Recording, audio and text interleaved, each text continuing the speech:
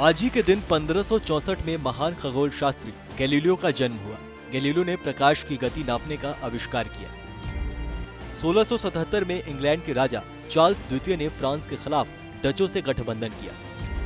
आज ही के दिन 1763 में पर्शिया और ऑस्ट्रेलिया के बीच शांति संधि हुई। 1764 में अमेरिका में सेंट लुइस शहर की स्थापना की गई। सेंट लुइस शहर मिसौरी राज्य और पश्चिमी बैंक का एक स्वतंत्र शहर और प्रमुख अमेरिकी बंदरगाह है। 1798 में फ्रांस ने रोम पर कब्जा कर उसे गणतंत्र घोषित कर दिया।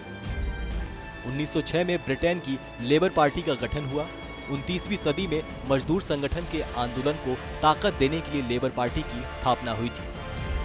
भारत में चौथी लोकतंत्र के लिए 1967 में चुनाव हुए। चौथी लोकतंत्र में इंदिरा गांधी की नेतृत्व वाली कांग्रेस पार्टी को 283 सीटें मिली थी। 1991 में इराक ने कुवैत से हटने की घोषणा की। संयुक्त राष्ट्र के 34 राष्ट्रों से अधिकृत गठबंधन के दबाव के कारण इराक को कुवैत से बाहर निकलना पड़ा।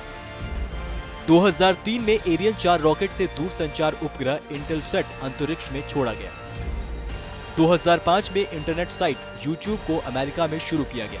YouTube के जन्म से देश और दुनिया की खबरें खोजना और देखना आसान हो गया। इशरते कतरा है दरिया में फना हो जाना है, दर्द का हद से गुजरना है दवा हो जाना। जिंदगी अपनी जब इस शक्ल से गुजरी, हम भी क्या याद करेंगे कि खुदा रखते थे। मिर्जा गालिब ने इस तरह के ना जाने कितने शेरो शायरी, गजलें और नज़में कही।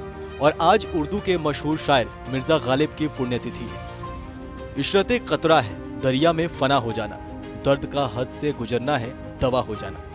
जिंदगी अपनी जब इस शक्ल से गुजरी, हम भी क्या याद करेंगे कि खुदा रखते थे। मिर्जा गालिब ने इस तरह के ना जाने कितने शेरो शायरी, गजलें और नज़में कही। गालिब की शायरी दिल तक दस्तक देने वाली शायरी है। आज के दिन 1869 में मशहूर शायर मिर्जा गालिब हमारे बीच नहीं रहे, लेकिन मिर्जा गालिब की शायरी आज भी हमें जीने की राह दिखाती है। 27 दिसंबर 1997 को आगरा में मिर्जा गालिब का जन्म हुआ। गालिब बचपन में ही यतीम हो गए थे। गालिब का असली नाम अब्दुल्लाह बेग खां था और पिता का नाम अब्दुल्लाह बेग था।